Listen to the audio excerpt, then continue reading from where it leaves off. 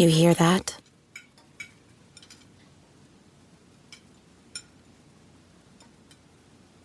That's the awkward silence of a family dinner after you just got caught vaping. Most vapes contain high levels of nicotine and disappointment. Brought to you by The Real Cost and the FDA.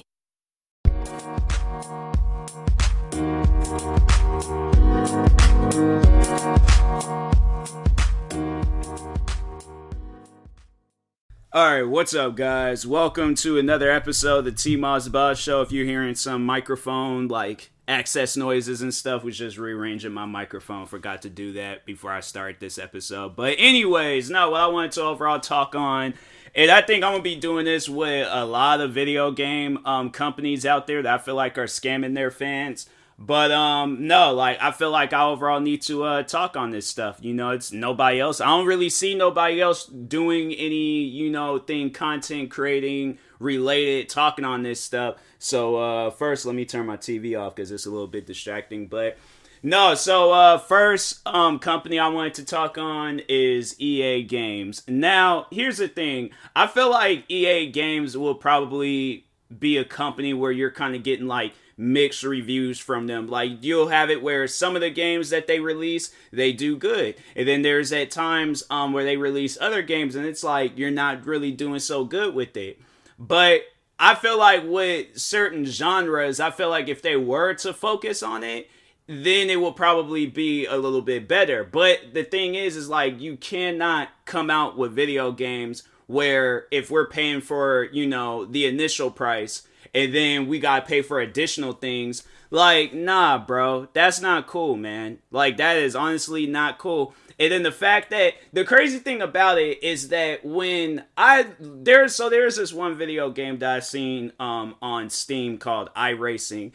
Now, when you think about how much money you're putting into that game, you're spending 60 a year, 70 a year for the subscription, and then you're paying for additional stuff because that's things inside the game, that also costs money. I don't think it's one of those things where you can unlock it and by just playing the game. No, you just gotta keep paying for stuff.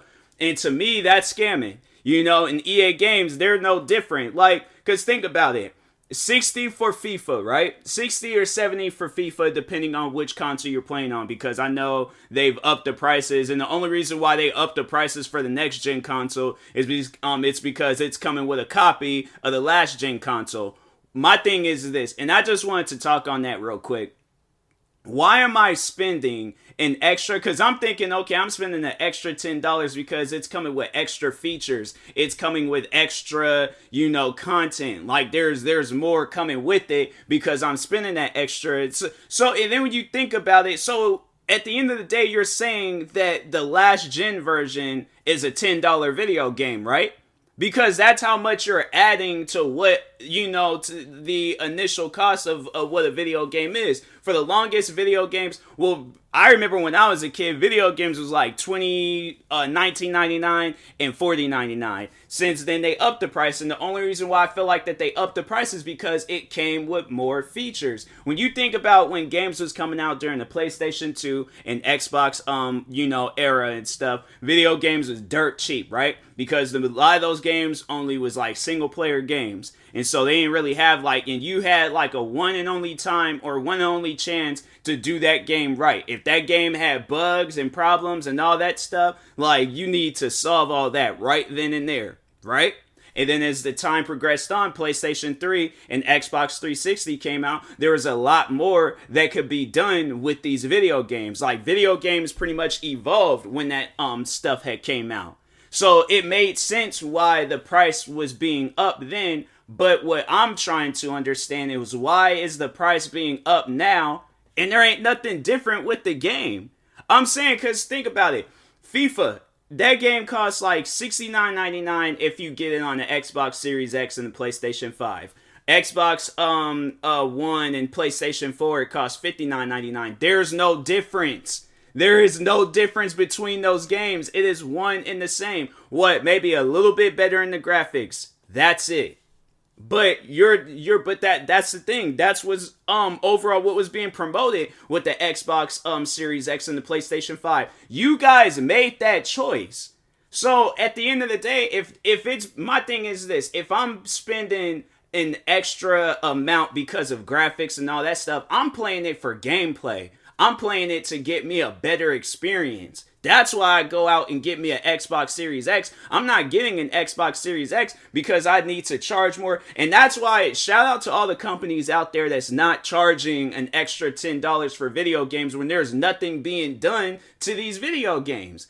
It's the same stuff each and every year. And you think because, oh, it's coming out on the next gen console, you guys will use, like, this is your one-time opportunity to do something new to a game, and you don't. And then you're charging people an extra $10 for it. Like, does that make any sense? Like, honestly, does that make any sense? And my thing is this, and this, I feel like the one thing that probably a lot of people is waiting for me to say, why would I play the Xbox One version on my Xbox Series X? For those that don't know video games that well, right? You don't understand the gaming console lingo. You don't know which one is which. You're seeing a brand new Xbox in stores, but it can really be an Xbox One, and it's not the Xbox Series X or S. So you're confused. You don't know what you're getting. The Xbox Series X and the Xbox Series S are the latest consoles. They run at 4K quality, which means that they're a lot better than the Xbox One, One S, One X. It's better than the Xbox Series X and S is better than any Xbox One out there, right? So my question is, why are you charging me for a game that you know that I'm not going to play? I don't have an Xbox One anymore. The whole reason to get an Xbox Series X was to upgrade, not to still get the downgraded version. I don't get that. But so here's the crazy thing about it. So there's other video games. Maybe I should have also just I should have included too. But no, so there's one thing that I have noticed with the newer games, or the next gen version of video games, is that they don't run at a good rate. So the game will be super laggy, super choppy and stuff. One game actually comes to mind where it does that is NBA 2K. Now, NBA 2K is not an EA game, I haven't even played none of the latest FIFA or Madden games. I think, I played Madden, but I only played a few minutes of that because, so for those that don't know, I'm a streamer. And they have copyrighted music playing. I'm not trying to get my stream shut down because they have some copyrighted music playing. And you would think because, we know that streamers are going to be playing this game. We know that people are going to be. They don't even have an option where you can turn the music down or off. That's one thing that I always do when I start playing a video game is make sure, is any copyrighted music going to be playing? No, I'm turning it down. All that music. I go and turn the music down. I start up the career mode. They still got music playing. And I'm like, fam, what part of turning down the music did you not understand? That you did not get? That's why I was like, I'm not even fooling with Madden. Madden is one game where I'm like, I liked it when I very first played it, in my whole life. And it was Madden NFL 07. But as the time progressed on, it was like, what's being done to this game that's going to bring me back? And what's messed up a lot with a lot of these games, sport games, is you can, progress all throughout this game, get high-end quarterback, running back, or whatever position that you play. You could get the best ultimate team. That stuff ain't carrying over when the next Madden comes out. So right now, Madden NFL 22 is out. When Madden NFL 23 comes out, and this is, I think a lot of people, I'm just saying this for those that don't play video games that much, but anyways, or just doesn't play the sport games. But yeah, when you, this is for all sport games, when you progress in a game, in one game, so if you progress in this year's Madden, next year's Madden come out, you gotta start all over again. So here's the thing, what they'll do. They'll give you that option where you can pay money to upgrade and all that stuff. And you would think because, okay, I put extra money into this game besides the initial like price of paying $59.99 or $69.99, I'm putting extra money into Ultimate Team or my career. None of that stuff matters. None of that stuff matters, because if that's the case, bro, I probably would have been playing a lot of the sport games if my stuff had carried over, but it doesn't. So that's why I see it is that a lot of all sport games, but definitely EA and their sport games, it's a waste of money. The only game that I have to say that they got going on for themselves right now is because it's following with, today's trend in video games. It's Apex Legends. That's the only game that they got going good for them right now, because it's a battle royale game and it's free. It's not really free. I mean, yeah, it's free to play, but if you want to get certain things in there, you will have to pay for it. So, or you'll just have to keep grinding and grinding and grinding, playing all these different games to unlock certain things, but not all things. So, yeah, there might be certain skins that you like. You're gonna have to pay for that. And I guess, if it's at a cheap price, it makes sense, because I know Call of Duty, they just recently did that where they added Snoop Dogg in one of the video games. So I'm like, all right, that's chill to, pay for that stuff, like the DLCs pretty much. I'm cool with that. But my thing is this. I feel like that, is the game really free? It's like I've always talked on this season pass stuff because I'm like, the game ain't free then. When you think of a free video game, you think of whatever is in this game, it is free. Okay, it's not, somewhat free or, not all the way free. No, the game needs to be free. But I feel like that's what a lot of these games need to say now is like, free with, paid or not paid subscription, but free, but you're gonna have to pay for stuff, within the game. Like there's things like, cosmetics, DLCs, all that stuff. Because yeah, the game ain't free. So that's why I'm like, a lot of times, like, it just confuses me when companies say that, oh yeah, our video game is free, but it's really not. So that's why I'm like, hey, you know what? I'm not fooling with that. So. But anyways, what other things can I talk about with EA? I know that's one thing that I always said, that EA comes off as a rigged company, and I somewhat still believe that. And I have to say the reason why I say I somewhat still believe that is because I really don't play their games that much. So that's why I'm like, hey, if some stuff goes down, and there probably is things that's still going down with the game, like bugs and things that they need to fix. But yeah, I just think that the price of their games is like it's not deserving. You guys, because here's the thing, when they come out with another Madden or FIFA or whatever, next EA game that they're coming out with, the games aren't, all that upgraded. They're not different from last year's. It's pretty much the same game.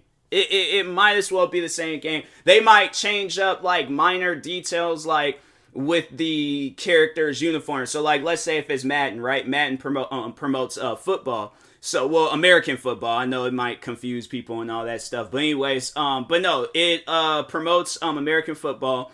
And they might just change up the jerseys a little bit or add some jerseys.